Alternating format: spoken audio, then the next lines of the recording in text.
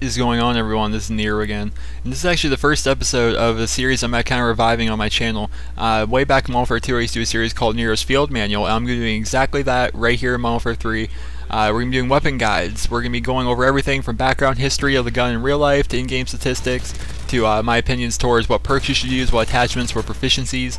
I'm trying to do this for every primary gun in the series, but I'm not going to go ahead and guarantee that I'm going to get done with every gun because there's a lot of guns in Modern Warfare 3, and I'm not sure if I'm going to be able to cover them all.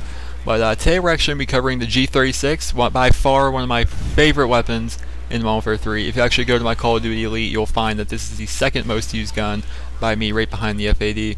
So we're actually going to hop right in. We're going to get right in there with the real life statistics here and what's going on with it in history.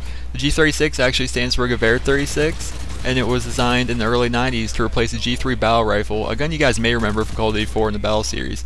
It was definitely a gun in Call of Duty 4 that I loved using, and it's actually a really old gun that's been used around forever. So they're trying to find, they're trying to replace it. They're trying to get something a little more updated. And in 1997, the G36 was actually accepted to put to work in the German Defense Forces. So you guys may be wondering, it's called the Gewehr-36. You guys may think back to World War, where you had the Gewehr-43 rifle. Gewehr in German means rifle. So obviously the G36 being designed in Germany, it stands for Rifle 36. It's actually a gas-operated rifle that feeds a 30-round magazine. Now to go even farther back in the history a little bit, since the late 70s, Germany was actually looking for a weapon to replace the G3 because the G3 had been in use and around since the late 50s. So they experimented around a little bit, and they tried a few weapons. They made a few weapons here. They tried bringing in other weapons. They tried all this different stuff. They just couldn't really find a weapon that was suited for them really well until they made the G11. You guys may remember the G11 from Call of Duty Black Ops. It used like this special caseless ammo. It was kind of expensive to make, and the G11 it was all set to take over for the G3. But when the Berlin Wall came down and East and West Germany were united, this called for budget cuts to the German Defense Forces. And it was then when they decided to go ahead with Project 50, otherwise known as the G36. Now you guys may be wondering, where's the C in all this? You keep saying G36, the gun in the game is called the G36C. Where does the C come from? The G36C is actually a variant of the G36, and the C stands for Combat, often confused with Commando. The G36C is a sub-carbine variant, and it has a shorter barrel, which is meant for closer encounters than your standard G36, which is your standard, long-range rifle. Interesting facts about the G36 is actually the people who use it all throughout the world.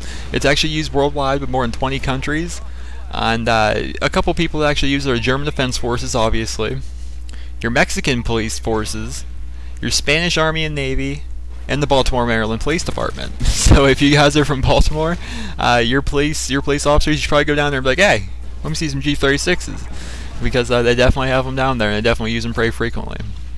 So that's enough about the history of the gun. There's actually a lot more history if you guys feel like looking it up, but it's actually pretty interesting, all the stuff that goes on with this gun. But we're going to be covering in-game stats real quick, right? The G36C is actually unlocked level 42, which is about halfway through your prestige, so it's not too late. It's not an early gun, but it's not a late gun either. Being a sub-carbine variant, it's one of the best close-range assault rifles in the game. It pulls off a whopping 40 damage per bullet in close to medium encounters. This means it can be a 2 to 3 shot kill anywhere when fired up to anywhere close to medium range when fired to the upper body. When it comes to long range, it's still one of the better rifles in the game, pumping out 25 damage per bullet. Now you may be thinking 25 damage per bullet, that's like a 4-shot kill at long range. That's kind of not so good, but it's better than other rifles in the game such as the SCAR, the M4A1, the Type 95, and the FAD. It is better long range than all those guns, and yes, I said Type 95, it is better than the Type 95 long range. The reload time is one of the longer ones in the assault class. It's got a 2.43 seconds for a full reload, and it definitely does have one of the highest recoil of the assault rifles in the game. So I definitely recommend the kick proficiency to combat the recoil of this gun. I definitely, for perk-wise, I recommend sleight of hand, quick draw, and dead silence, or steady aim if you don't have dead silence yet.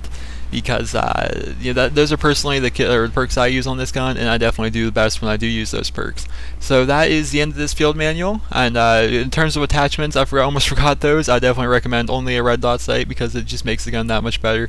So I hope you guys enjoyed this video. If you did, please remember to rate it, and see you guys in the next manual.